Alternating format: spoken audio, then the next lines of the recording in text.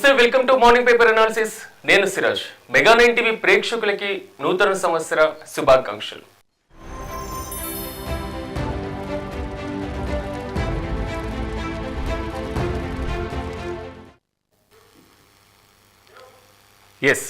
నమస్తే, welcome to morning paper analysis. మొత్తం మీద తెలుగు రాష్ట్రాల్లో ఉన్నటువంటి వార్తాపత్రికల్లోని ప్రధాన అంశాలను ఒకసారి మనం పరిశీలిద్దాం.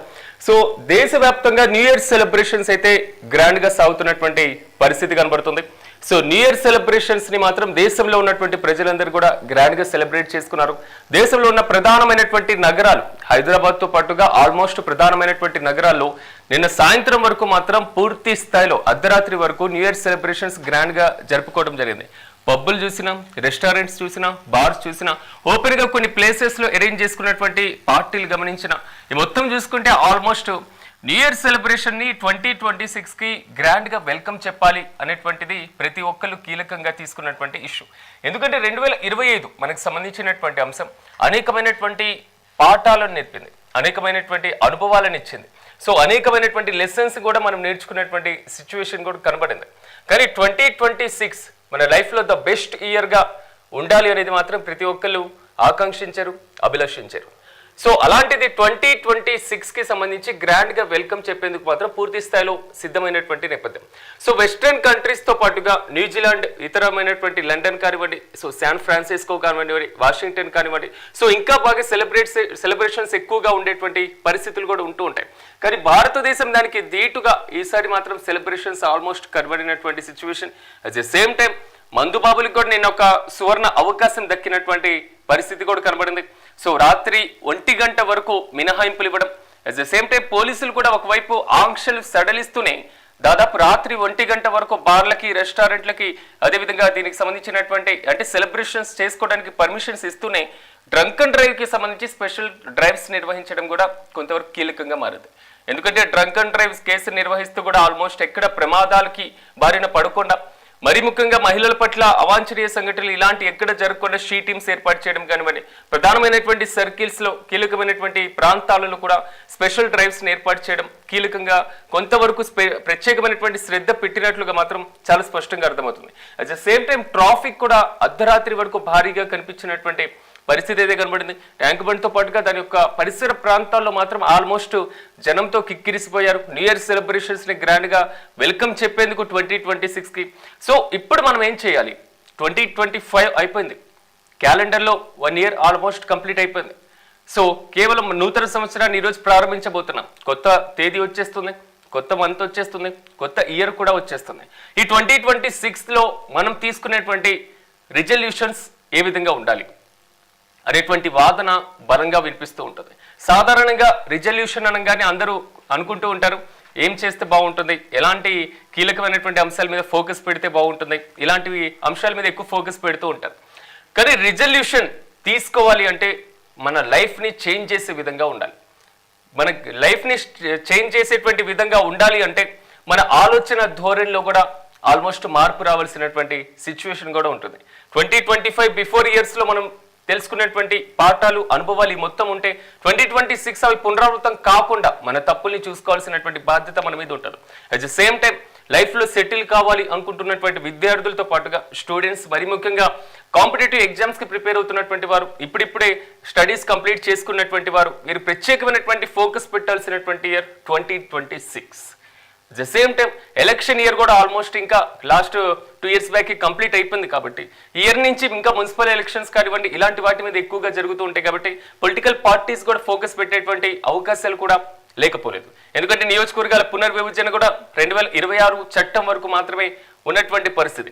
సో ఆల్మోస్ట్ అలాంటివి కూడా అంటే ఒక రకంగా చెప్పుకోవాలంటే ఒకవైపు పొలిటికల్గా, మరోవైపు సామాజిక పరంగా, మరియు విద్యార్థులకు సంబంధించినటువంటి విద్యాపరంగా అన్నిట్లో కూడా 2026 మరింత పురోగతి వైపు అడుగులు వేయాలని మెగా 9 టీవీ తరపున మరోసారి కూడా మీ అందరినీ ఆకాంక్షిస్తూ మరొకసారి హ్యాపీ న్యూ ఇయర్ చెప్తూ ఈరోజు వార్తాపత్రికల్లో వచ్చినటువంటి ప్రధాన అంశాలను ఒకసారి మనం పరిశీలించేటువంటి ప్రయత్నం చేద్దాం. స్వేచ్ఛగా ఆడనివ్వండి అనేటువంటి అంశాన్ని ఇక్కడ ప్రధానంగా హైలైట్ చేశారు.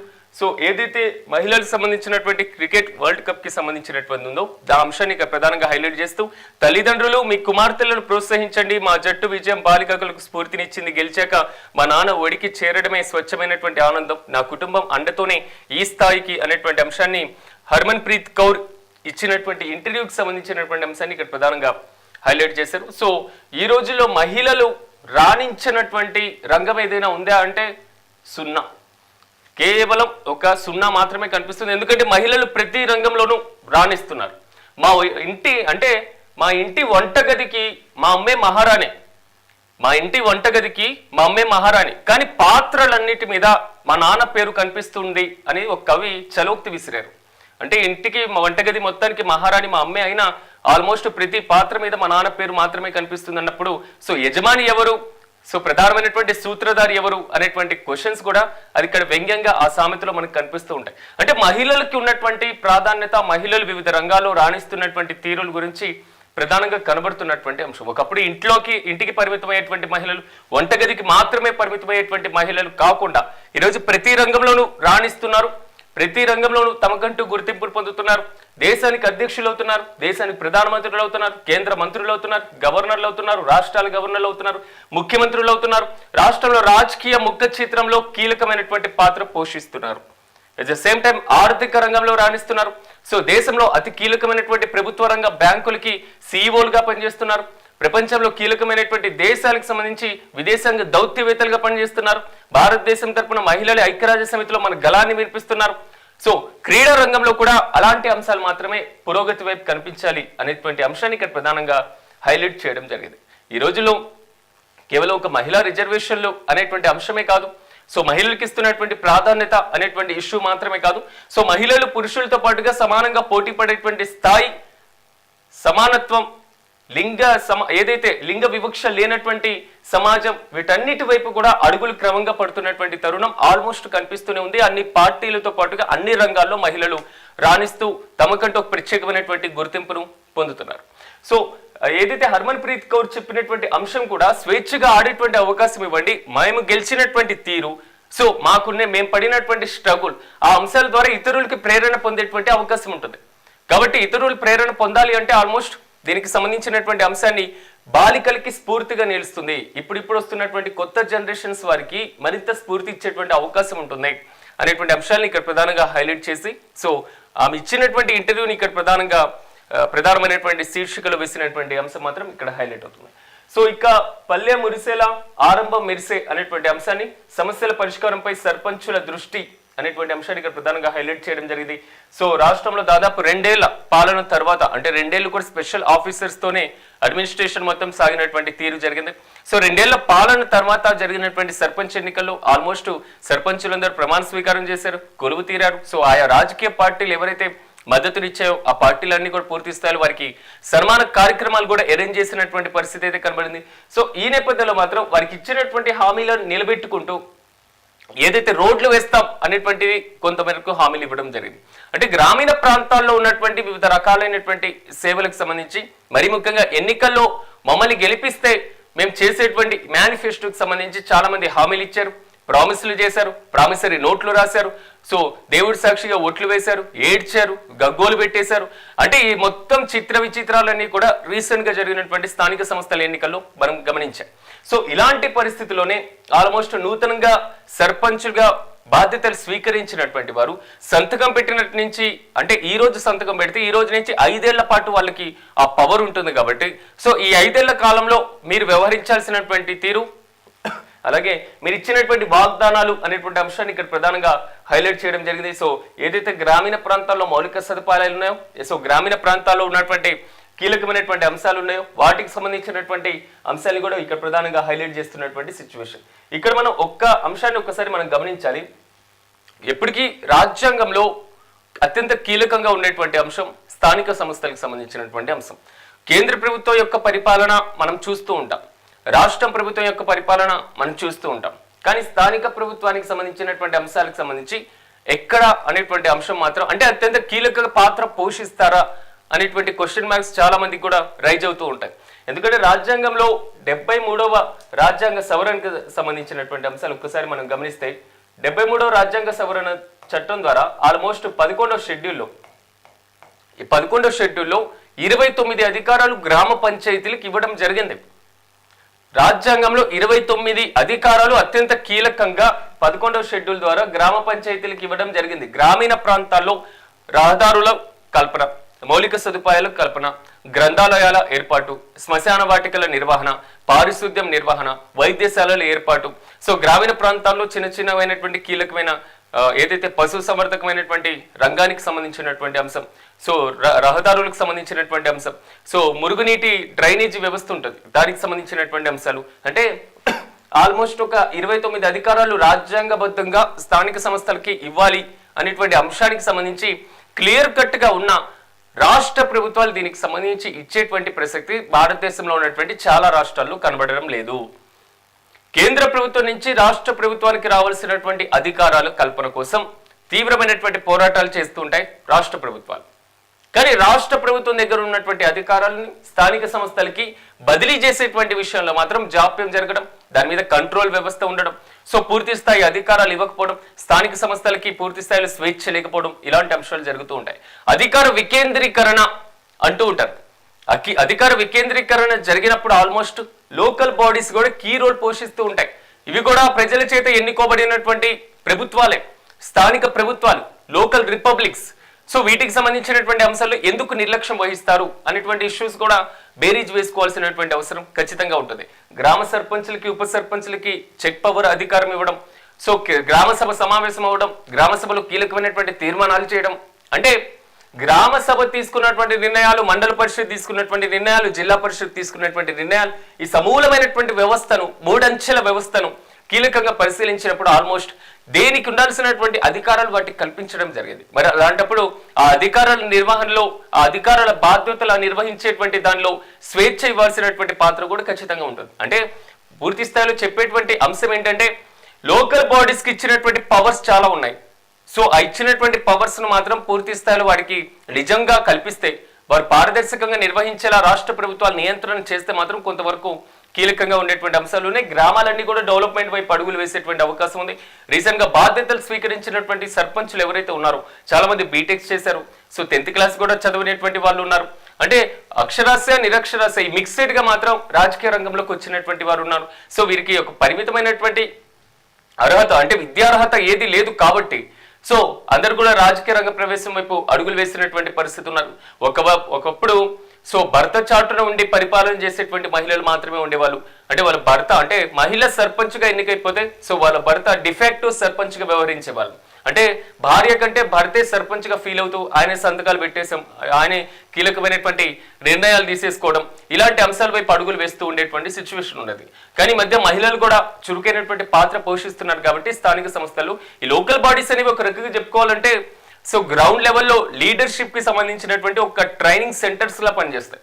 సో ఇక్కడే ఒక నాయకత్వ లక్షణాలు పెంచుకునేందుకు అవకాశం ఉంటుంది. చట్టసభల్లో ఎలా మాట్లాడేటువంటి తీరు ఎలా ఉంటుంది, సో మండల పరిషత్, జిల్లా పరిషత్ సమావేశాలకు సంబంధించి మాట్లాడేటువంటి తీరు ఎలా ఉంటుంది, ప్రభుత్వం నుంచి నిధులు ఏ విధంగా వస్తాయి, వచ్చినటువంటి నిధులను ఎలా సద్వినియోగం చేసుకోవాలి, గ్రామంలో ఉన్నటువంటి ప్రధానమైనటువంటి సమస్యలు ఏంటి, సో ఆ సమస్యల పరిష్కారం కోసం తొలి ప్రాధాన్యత ఇవ్వాల్సినటువంటి సమస్యలు ఏమున్నాయి, ఆ తొలి ప్రాధాన్యత ఇవ్వడానికి అవసరమైనటువంటి సమస్యల పరిష్కారం కోసం ఉన్నటువంటి నిధులు ఏంటి, సో ఒకవైపు ఉన్నటువంటి ఖజానా ఏంటి, దాన్ని నిర్వహించేటువంటి బాధ్యత ఏంటి, ఈ మొత్తం లీడర్షిప్ క్వాలిటీస్ మొత్తం కూడా లోకల్ బాడీ సెలక్షన్ ద్వారా ఎన్నికైనటువంటి సర్పంచులు నేర్చుకొని భవిష్యత్తులో మరింత రాజకీయ రంగంలో రాణించడానికి అవకాశం ఉంటున్నటువంటి situation. At the same time last 10 ఏళ్లలో అంటే ఇప్పటికి కూడా మాజీ సర్పంచులు ఆందోళన చేస్తున్నారు. నేను అసెంబ్లీ సమావేశం జరిగినప్పుడు అసెంబ్లీ ముట్టడికి కూడా వారు వచ్చినటువంటి సిచ్యువేషన్, ఏదైతే పెండింగ్ బిల్లులు ఉన్నాయో, పెండింగ్ బకాయిలు ఉన్నాయో అవి చెల్లించలేదని ఆత్మహత్య యత్నాలకు చేసినటువంటి సిచ్యువేషన్లు కూడా మనం చూసాం. అంటే ఒక రకంగా చెప్పుకోవాలంటే ప్రభుత్వాలు వీరికి ఇచ్చేటువంటి బాధ్యతలో స్వేచ్ఛ కావాలి, వీరికి ఇచ్చేటువంటి ఆర్థిక పరమైనటువంటి పూర్తి స్థాయి భరోసా కూడా కావాలి. ఈ 2 అంశాలు ఉన్నప్పుడు మాత్రమే లోకల్ బాడీస్ మరింత డెవలప్ అయ్యేందుకు అవకాశం ఉంటుంది. కాబట్టి బాధ్యతలు అయితే స్వీకరించారు, కాబట్టి వారు ఇచ్చినటువంటి హామీలను నెరవేర్చడం కోసం వాళ్ళు కూడా ప్రయత్నాలు ముమ్మరం చేయాలి. సో రాష్ట్ర ప్రభుత్వానికి కన్సల్ట్ అవ్వడం కానివ్వండి, పంచాయతీరాజ్ శాఖతో మరింత మెరుగైనటువంటి సంబంధాలు నెలకొల్పడం కానివ్వండి, రాజకీయాలు పక్కన పెట్టేసేయాలి, పొలిటికల్ పార్టీస్ పక్కన పెట్టేసేయాలి. సో ఎన్నికయ్యారు కాబట్టి ఫైనల్ గా గ్రామ అభివృద్ధి వైపు మాత్రం ఫోకస్ పెట్టాల్సినటువంటి అవసరం ఖచ్చితంగా ఉంటుంది. ఇక ఐఏఎస్ ఆఫీసర్ అసోసియేషన్ క్లబ్ లో కొత్త సంవత్సర వేడుకలకు సీఎం అనేటువంటి అంశాన్ని ఇక్కడ ప్రధానంగా హైలైట్ చేశారు. సో సిఎస్ తో పాటుగా స్పెషల్ చీఫ్ సెక్రటరీకి సంబంధించినటువంటి పిక్ ని కూడా ముఖ్యమంత్రి ఉన్నటువంటి అంశాన్ని ఇక్కడ ప్రధానంగా హైలైట్ చేయడం జరిగింది. ఇక గ్రేటర్ పరిధిలో జిల్లాల పునర్విభజన, రాజధానిలో మరో జిల్లా ఏర్పాటుకు సన్నాహాలు అనేటువంటి అంశాన్ని ఇక్కడ ప్రధానంగా హైలైట్ చేశారు. సో ఆల్మోస్ట్ ఉన్నటువంటి ఏదైతే 3 కమిషనరేట్లు హైదరాబాద్, సైబరాబాద్ అండ్ రాజ్కోండకి సంబంధించినటువంటి అంటే రీసెంట్ గా పేరు మార్చిన తర్వాత మల్కాజ్గిరికి సంబంధించినటువంటి అంశాలు. సో గ్రేటర్ పరిధిలో జిల్లాల్ని కూడా పునర్విభజన చేయాలి, సో పునర్వ్యవస్థీకరించాలి అనేటువంటి అంశాల్లో రాష్ట్ర ప్రభుత్వం ఆలోచన చేస్తున్నట్లుగా తెలుస్తుంది. మరి ఆల్మోస్ట్ ఇప్పటికే ఉన్నటువంటి హైదరాబాద్ జిల్లాగా పరిగణలోకి చేస్తున్నటువంటి నేపథ్యంలో సో మరిన్ని జిల్లాలుగా దీంట్లో మార్చేస్తారా అంటే హైదరాబాద్ భాగ్యనగరం అంటే ఔటర్ రింగ్ రోడ్ పరిధిలో ఉన్నటువంటి హైదరాబాద్ మొత్తం కూడా ఎన్ని జిల్లాల పరిధిలో ఉండేటువంటి అవకాశం ఉంటుంది? ఇప్పటికే మేడ్చల్ ఆల్మోస్ట్ ఇక్కడ టచ్ అయిపోయినటువంటి సిచ్యువేషన్ కనబడుతుంది. మల్కాజిగిరికి సంబంధించి మరోవైపు ఆల్మోస్ట్ సంగారెడ్డి ప్రాంతం కూడా టచ్ అవుతున్నటువంటి సిచ్యువేషన్ కనబడుతుంది. అంటే ఆల్మోస్ట్ జిల్లాల పునర్విభజనతో పరిపాలన వికేంద్రీకరణ చేసేటువంటి ఆలోచన చేస్తున్నట్లుగా తెలుస్తుంది. సో ఇప్పటికే దీనికి సంబంధించి పోలీస్ కమిషనరేట్లను మార్పు చేయడం, వారి సరిహద్దులు మార్చడం, జిల్లాల సరిహద్దులు కూడా కొంతవరకు మార్పులు జరిగితే హైదరాబాద్ ముఖ చిత్రం ఎలా ఉండబోతుంది? ఇప్పటి వరకు హైదరాబాద్ కి ఒక కలెక్టర్ పరిపాలన చేసేటువంటి అవకాశం ఉంది కాబట్టి ఇకపైన ఎంతమంది కలెక్టర్లతో హైదరాబాద్ పరిపాలన జరిగేటువంటి ఛాన్స్ ఉందో మనం కూడా వేచి చూడాల్సినటువంటి సిచ్యువేషన్. ఒకసారి ఆంధ్రజ్యోతి విషయానికి వెళ్దాం. ఆంధ్రజ్యోతిలో వేసినటువంటి ప్రధానమైనటువంటి అంశాలు ఒక్కసారి మనం పరిశీలిస్తే 3 కార్పొరేషన్లకు ఎన్నికలు సో 6 నెలల తర్వాతే వర్షాలు పడ్డాకే అంటున్న అధికార వర్గాలు. జూన్ జూలై నెలలో నిర్వహించే ఛాన్స్. రాష్ట్రంలో మిగతా మున్సిపాలిటీలు కార్పొరేషన్ల ఎన్నికలు ఫిబ్రవరి తొలి వారంలో. 117 మున్సిపాలిటీలు 6 కార్పొరేషన్లలో ఓటర్ల జాబితా ప్రచురణ ప్రక్రియ షురు. బీసీ రిజర్వేషన్లు తేలాకే పరిషత్ ఎన్నికలు. కోర్టు తీర్పు కోసం ఆగే యోచన అనేటువంటి విషయాన్ని ఇక్కడ ప్రధానంగా హైలైట్ చేశారు. సో కార్పొరేషన్స్ కి సంబంధించినటువంటి ఎన్నికలు ఇప్పటిలో జరిగేటువంటి అవకాశం లేదు అనేటువంటి అంశాన్ని వాదనని ఇక్కడ కనబడుతున్నటువంటి సిచ్యువేషన్. సో 6 నెలల తర్వాత అంటే జూన్ జూలైలో కార్పొరేషన్స్ ఎన్నికలు నిర్వహించేటువంటి యోచనలో ప్రభుత్వం ఉన్నట్లుగా తెలుస్తుంది. బట్ ఇక్కడ ఫిబ్రవరి మొదటి వారానికి సంబంధించి మిగిలినటువంటి మున్సిపాలిటీలు కార్పొరేషన్లు ఏవైతే ఉన్నాయో వాటికి సంబంధించి ఎన్నికలు నిర్వహించేటువంటి అవకాశాలు అయితే కనబడుతున్నాయి. అంటే 117 మున్సిపాలిటీలతో పాటుగా 6 కార్పొరేషన్లలో కూడా ఓటర్ల జాబితాను ఆల్రెడీ అంటే ఒక డ్రాఫ్ట్ జాబితాని సిద్ధం చేయడం జరిగింది ప్రజల ముందు ఉంచి. సో దీంట్లో తొలగించబడినటువంటి ఓట్లు ఎన్ని ఉన్నాయి, సో దాన్ని మళ్ళీ పునఃపరిశీలించడం, ఇలాంటి అంశాల మీద ఫోకస్ పెట్టేటువంటి అవకాశాలు కనిపిస్తున్నాయి. సో వన్స్ అది అయిపోయిన తర్వాత పూర్తి స్థాయిలో మాత్రం పూర్తి ఓటర్ల జాబితాను కూడా ప్రచురించేటువంటి అవకాశాలు కూడా ఖచ్చితంగా ఉన్నాయి. కానీ ఇక్కడ కనబడుతున్న పరిషత్ ఎన్నికలు మండల పరిషత్ కానివ్వండి, జిల్లా పరిషత్ కానివ్వండి, ఇవి బీసీ రిజర్వేషన్లు తేలాకే నిర్వహిస్తారా అనేటువంటి అంశం ఇక్కడ ప్రధానంగా తెర మీదకి వస్తుంది. అంటే బీసీ రిజర్వేషన్లకు సంబంధించినటువంటి అంశం ఇప్పటికే కోర్టులో ఉన్నటువంటి నేపథ్యంలో సో ఆ కోర్టు ఇచ్చేటువంటి నిర్ణయాన్ని బేస్ చేసుకొని ఈ ఎన్నికలు నిర్వహిస్తారా అనేటువంటి ప్రధానమైనటువంటి అంశం ఇక్కడ కనబడుతుంది. సో ఆల్మోస్ట్ చూసుకున్నా అంటే నెక్స్ట్ ఇయర్ అంటే ఆల్మోస్ట్ ఈరోజు ప్రారంభం అయిపోయింది కాబట్టి నెక్స్ట్ మంత్ ఆ తర్వాత వచ్చేటువంటి 3-4 నెలలు కూడా తెలంగాణలో ఎన్నికల హడావుడి. ఇట్ ద సేమ్ టైం ఆంధ్రప్రదేశ్లో కూడా లోకల్ బాడీ ఎన్నికలు నిర్వహించేటువంటి అవకాశాలు అయితే కనబడుతున్నాయి. సో తెలంగాణలో ఈ ఎన్నికలతో పాటు మరోవైపు బీసీ రిజర్వేషన్ల అంశంతో రాజకీయాలు మరింత రంజుగా మారేటువంటి అవకాశాలు అయితే చాలా స్పష్టంగా కనబడుతున్నాయి. అంటే బీసీ రిజర్వేషన్ల అంశాన్ని బేస్ చేసుకొని మండల పరిషత్, జిల్లా పరిషత్కి సంబంధించినటువంటి ఎన్నికలు నిర్వహించేటువంటి యోచనలో ప్రభుత్వం ఉంటే న్యాయస్థానాలు ఇచ్చేటువంటి తీర్పు ఏ విధంగా ఉంది, పెండింగ్ లో ఉన్నటువంటి కోర్టు కేసుల మీద క్లారిటీ వచ్చేటువంటి అవకాశం ఏమైనా ఉందా? ఇప్పటికే లోకల్ బాడీస్ కి సంబంధించి గ్రామ పంచాయతీ ఎన్నికల ప్రక్రియ పూర్తయినటువంటి నేపథ్యంలో సో ఈ ప్రక్రియలో బీసీ రిజర్వేషన్ల అంశం అంతేంత ప్రభావం చూపిందా చూపలేదా అనేటువంటి అంశాన్ని ఒకసారి మనం పరిశీలిస్తే సో ఏమీ అంతగా ప్రభావం పడలేదు అనేది మాత్రం రాజకీయ విశ్లేషకులు చెప్తున్నటువంటి మాట. మరి మండల పరిషత్, జిల్లా పరిషత్ కి సంబంధించి ఎంపీడీసీలు, జెడ్పీడీసీలు కూడా కీ రోల్ పోషిస్తారు కాబట్టి గ్రామ స్థాయిలో కూడా వారు ఎలక్ట్ అవుతూ ఉంటారు కాబట్టి సో ఆ అంశాలు ఎలాంటి పాత్ర పోషిస్తాయి అనేది మాత్రం ఇక్కడ హైలైట్ అవుతున్నటువంటి అంశం. సో 3 కార్పొరేషన్లు అంటే ప్రధానంగా మనకు కనబడుతున్నటువంటి హైదరాబాద్, సైబరాబాద్ అండ్ దీనికి మల్కాజ్గిరికి సంబంధించినటువంటి ప్రధానమైనటువంటి అంశం. సో ఈ మొత్తం కూడా ఆల్మోస్ట్ 6 months తర్వాత ఎలక్షన్ అంటే జీహెచ్ఎంసీ ఎన్నికలు ఇప్పట్లో లేనట్టే అర్థమవుతుంది. ఒకవేళ జీహెచ్ఎంసీ ఎన్నికలు ఇప్పట్లో ఏర్పాటు చేయాలి అంటే ఇప్పటికే జిల్లాల పునర్విభజన అనేటువంటి అంశం ఇందాక తెర మీదకి వచ్చింది కాబట్టి సో ఆ జిల్లాల పునర్విభజన తర్వాత వీటిని నిర్వహించేటువంటి అవకాశం ఏమైనా ప్రభుత్వం పరిశీలిస్తుందా? అట్ ద సేమ్ టైం ఇప్పుడు నిర్వహించాలి అన్న ఆల్మోస్ట్ జీహెచ్ఎంసీలో ఔటర్ రింగ్ రోడ్ పరిధి మొత్తం కూడా విలీనం చేసినటువంటి సిచ్యువేషన్ ఉంది కాబట్టి సో వార్డుల సంఖ్య 300కు పెరిగినటువంటి పరిస్థితి ఉంది. 150 మాత్రమే ఉండేటువంటి కార్పొరేటర్లు 300 మంది అయ్యేటువంటి ఛాన్సెస్ కూడా ఉన్నాయి. దీనికి సంబంధించి ప్రభుత్వం గెజిట్ కూడా రిలీజ్ చేసినటువంటి పరిస్థితి. అయితే కొన్ని ప్రాంతాల్లో మాత్రం చిన్న చిన్న డివిజన్లకి ఒక కార్పొరేటర్ని ఏర్పాటు చేశారు, ఒక డివిజన్ ఏర్పాటు చేశారు. మరికొన్ని ప్రాంతాలు చాలా పెద్ద ప్రాంతం ఉన్న ఒక్క కార్పొరేటర్ మాత్రమే ఉన్నటువంటి సిచ్యువేషన్స్ ఉన్నాయి. సో మరి ముఖ్యంగా హైదరాబాద్ ప్రాంతంలో ఉన్నటువంటి సరౌండింగ్స్ అన్ని కూడా ఒకవైపు పాసమైలారం కానివ్వండి, ఇస్నాపూర్ కానివ్వండి, ఆల్మోస్ట్ ఆ బార్డర్ వరకు టచ్ అవుతున్నటువంటి పరిస్థితి ఉంది. కాబట్టి సో జీహెచ్ఎంసీకి దానుకున్నటువంటి లాంగ్ ని పరిశీలన చేసుకున్న తర్వాత 3 కార్పొరేషన్స్ గా విభజించడం కానివ్వండి, ఆ 3 కార్పొరేషన్ కి సంబంధించిన ఎన్నికల ప్రక్రియ చేయాలి అంటే ముందు ఓటర్ల జాబితా సిద్ధం కావాలి. సో హైదరాబాద్ నగరంలో ఓటర్ల జాబితా ప్రిపేర్ చేయాలి అంటే ఒక పెద్ద టాస్క్ అని చెప్పుకోవాలి. ఒక గ్రామ పంచాయతీలో లేకపోతే ఒక మండల పరిషత్తు దీనికి సంబంధించినటువంటి అంశం కన్నా హైదరాబాద్ జీహెచ్ఎంసీ ఎన్నికల అంశం ప్రతిష్టాత్మకంగా మారేటువంటి అవకాశాలు కూడా ఉన్నాయి. ఎందుకంటే ఇది అర్బన్ ఓట్లు ఎక్కువగా ఉంటాయి కాబట్టి.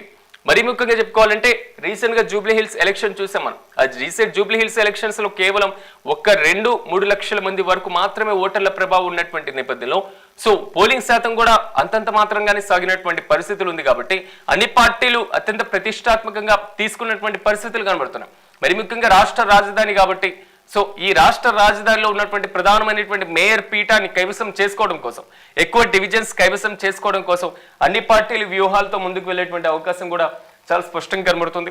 కాబట్టి ఆల్మోస్ట్ జీహెచ్ఎంసీ ఎలక్షన్ కి సంబంధించినటువంటి ప్రక్రియ ఈ రోజు వచ్చినటువంటి ఈ శీర్షిక ప్రకారం అయితే మాత్రం కొంత ఆలస్యమైనటువంటి అవకాశం ఉంది అనేది మాత్రం ఇక్కడ ప్రధానంగా మనకు కనబడుతున్నటువంటి అంశం. ఇక హ్యాంకో ఆర్బీఐ గ్యారంటీ కాంట్రాక్టర్లు ప్రభుత్వం బ్యాంకర్లతో నోడల్ ఏజెన్సీ బ్యాంకులకు 15 ఏళ్ల పాటు చెల్లింపు. ఇక సర్కారు విఫలమైతే ఎస్క్రూ ద్వారా చెల్లించనున్న రిజర్వ్ బ్యాంక్ కేంద్రం నుంచి రాష్ట్రానికి వచ్చేటువంటి నిధులు తీసుకునేలా ఏర్పాట్లు. ఇప్పటికే ముఖ్యమంత్రి గ్రీన్ సిగ్నల్, త్వరలో కేబినెట్ ముందుకు ఫైల్. తొలి విడత 17,693 కోట్లతో 13,273 కిలోమీటర్ల రోడ్ల అభివృద్ధికి సంబంధించినటువంటి అంశం. అంటే రిజర్వ్ బ్యాంక్ ఆఫ్ ఇండియాకి సంబంధించినటువంటి నిధులు రాష్ట్రాల్లో మరి ముఖ్యంగా దేశవ్యాప్తంగా ఉన్నటువంటి ప్రధానమైనటువంటి రహదారుల అభివృద్ధి కోసం ప్రభుత్వాలు బ్యాంకుల మధ్య ఉన్నటువంటి ఒక కీలకమైనటువంటి ఒప్పందం. ఈ అంశాన్ని ఇక్కడ ప్రధానంగా హైలైట్ చేశారు. సో ఇక న్యూ ఇయర్ కి సంబంధించి హ్యాపీ న్యూ ఇయర్ అనేటువంటి అంశం. ఆస్ట్రేలియాలోని సిడ్నీ హార్బర్ బ్రిడ్జి వద్ద బాణసంచా కాల్చుతూ అక్కడ ఉన్నటువంటి ప్రధానమైనటువంటి విజువల్స్ ని ఇక్కడ ప్రధానంగా హైలైట్ చేశారు. సో ఈ అంశాలతో పాటు ఒక్కసారి మనం సాక్షి విషయానికి వెళ్దాం. సాక్షిలో ఉన్నటువంటి ప్రధానమైనటువంటి అంశాలు ఒక్కసారి మనం పరిశీలిస్తే మండిపోయిన 2025 అనేటువంటి అంశాన్ని ఇక్కడ ప్రధానంగా హైలైట్ చేశారు. 2025 పర్యావరణ పరంగా అవాంఛనీయ రికార్డులు మూటగట్టుకుంది. అత్యంత ఎక్కువ వేడిమి నమోదైనటువంటి 3వ ఏడాదిగా నిలిచింది అనేటువంటి అంశం ఇక్కడ ప్రధానంగా హైలైట్ చేశారు. సో ఈసారి ఎలా ఉండబోతుంది 2026 లో పూర్తి స్థాయిలో మాత్రం వేసవి కాలంలో ఎంత తీవ్రత ఉండేటువంటి అవకాశం ఉంది అనేటువంటి అంశం. సో ఇప్పటికే ఈ సీజన్ ఏదైతే శీతాకాలం ఉందో చలి మాత్రం విపరీతంగా పెరిగిపోయినటువంటి పరిస్థితి అయితే కనబడుతుంది. ఉష్ణోగ్రతలు సింగిల్ డిజిట్ కు చాలా ప్రాంతాల్లో కనపడుతున్నాయి. కాబట్టి సో వేసవిలో కూడా అలాంటి సిచ్యువేషన్ భారీగా ఉష్ణోగ్రతలు నమోదయ్యేటువంటి అవకాశం ఉందనేది మాత్రం ఇక్కడ ప్రధానంగా హైలైట్ అవుతుంది. సో ప్రలయ్ క్షిపణి ప్రయోగం సక్సెస్ అనేటువంటి అంశాన్ని ఇక్కడ ప్రధానంగా హైలైట్ చేశారు. బంగ్లాదేశ్ మాజీ ప్రధానమంత్రి జియాకు కన్నీటి వేడుకలు అనేటువంటి అంశాన్ని కూడా ఇక్కడ ప్రధానంగా హైలైట్ చేస్తున్నటువంటి పరిస్థితి. ఇవి తెలుగు రాష్ట్రాల్లో ఉన్నటువంటి ప్రధాన వార్తాపత్రికలోని ప్రధాన అంశాలు. వీటి మీద విశ్లేషణ చేయడానికి మనకు ప్రముఖ రాజకీయ విశ్లేషకులు కోటేశ్వరరావు గారు మరి కాసేపట్లో నాతో పాటు జాయిన్ అవుతారు. సో వారితో ఈ అంశాల మీద డిస్కషన్ చేసే ముందు మార్నింగ్ పేపర్ అనాలిసిస్ లో షార్ట్ బ్రేక్ తీసుకుందాం.